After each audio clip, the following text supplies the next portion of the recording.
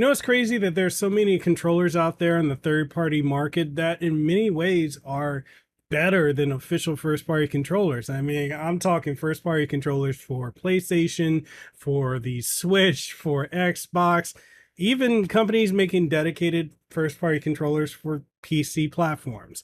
It's absolutely crazy that there are so many options out there that are not only giving you Hall effect sticks, Hall effect linear triggers, macro switches on buttons, and just other things like a fully featured screen on your controller. Like, this is absolutely crazy. This right here is the Manba One. This is a phenomenal controller. And you guys know I always like to test my controllers by checking them out with a fighting game like King of Fighters to see how good the D-pad is. And then with shooters, Call of Duty, Battlefield, and the like. And, TLDR, this is a damn good controller. And in this review, I'm going to be talking about why you should consider picking this up. And again, thank you to Manba for sending this over for review. So with that being said, let's go ahead and get into this review. All right, so you probably have not heard of this company called Manba. That may not be a household name in the gaming peripherals industry, but it has been gradually establishing a presence with its robust lineup of controllers, accessories, and more for Nintendo Switch and VR headset peripherals, such as charging stations. The company has recently been broadening its product range following the successful launch of a versatile mini controller and an eye-catching set of Joy-Cons equipped with a turbo feature. Its latest offering, the Manba One controller, marks a significant step up in terms of technology and design, featuring Hall effect joystick technology, innovative features, and additional accessories that are typically available only at the higher echelon of price points. The Manba One controller impressed me immediately upon unboxing. The controller's heft and dimensions closely mimic those of a standard Xbox controller, but it has a slightly heavier feel due to its integration of an LCD screen that's positioned on the front. This screen adds a unique and practical element not commonly found in controllers at this price range. The controller is compatible with multiple platforms including PC, Nintendo Switch, and mobile devices such as iPhones and Android smartphones connecting via Bluetooth. For PC users, the inclusion of proprietary USB dongle allows easy connection and can support pairing with up to 2 Manba controllers. But because I only have one Manba controller, I can't really test that functionality, but I'm definitely going to buy one. So when I do test that out, I'll let you guys know, because if you're using a Steam Deck or you're using ROG Ally or really any handheld gaming device or a gaming PC or gaming console, this is kind of the controller you want to go with. I mean, I know 8-bit Do is out there too, and that's a great option, but this right here is really freaking good. So let's go ahead and get back into the review. In terms of ergonomics and usability, the Manba One scores highly. The tactile sensation of pressing the button is satisfying with a robust click response.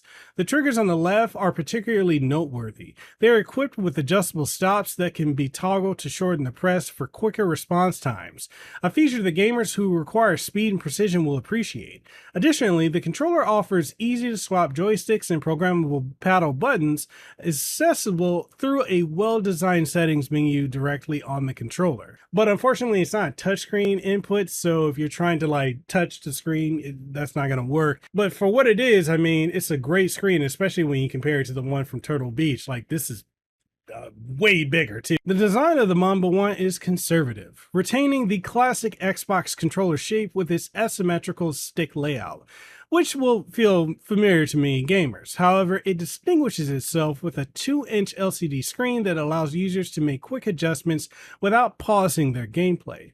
This screen facilitates a variety of functions, including switching between different device modes, such as Nintendo Switch, PC, iOS, and Android, remapping buttons, and programming the 4 back buttons.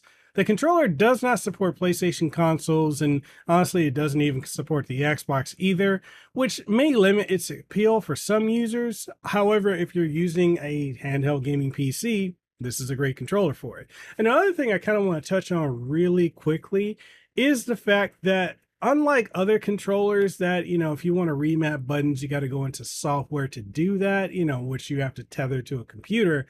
This right here, you can just do it all natively on the controller itself, and that right there to me is a massive game changer. Notably, the Manba One includes several advanced features typically reserved for more expensive models. These include linear Hall effect triggers that provide precise control over trigger sensitivity, which are further adjustable via locks on the back of the controller. The magnetic cover on the controller is easily removable and can be swapped out for covers of different colors, allowing for personalization and straightforward maintenance. The package also includes two alternative sticks that are slightly taller than the default ones, providing options for customization according to user preference. The controller is priced at the time of this recording of $69.99, which positions it competitively against other high-end controllers like the DualSense and many of the Xbox Vari controllers and even the Nintendo Switch Pro controllers. While some gamers may not find all the advanced features necessary, the value proposition is enhanced by the inclusion of a charging base, a USB-C cable, and the USB dongle, all of which support the controller's high functionality without additional purchases. Now, this is the area of the controller that many might be wondering, is it good or not? And that would be the D-pad. Now, typically for a lot of these controllers that have great triggers and great analog sticks, the one thing that you usually run into is a terrible D-pad. And for me personally, I think the D-pad on this is excellent. So the way I test D-pads to see if they are really good and they can register all inputs is I fire up King of Fighters, because that's a game that requires precise input. And I usually use the character Kyo Kusanagi because his record chain punches require incredible precision and timing. And I was able to pull off all of his moves utilizing this D-pad. And I also tried it with some platformers, and I honestly didn't run into any issues with it. So yeah, if you're looking for a controller that's got all these great features and a great D-pad, this is going to be the controller for you. Also, battery life, I think I touched on it earlier, but I didn't really say how long the battery lasts. Typically for my usages, about 8 to 10 hours on a single charge, which I think is, you compare it to a DualSense controller, far better than that, and most of the Xbox controllers, which run off of AA batteries, unless you get one of the play and charge kits, still longer than that. But it's not as long as the Turtle Beach Ultimate controller. It's not as long as that, or even the Victrix controllers.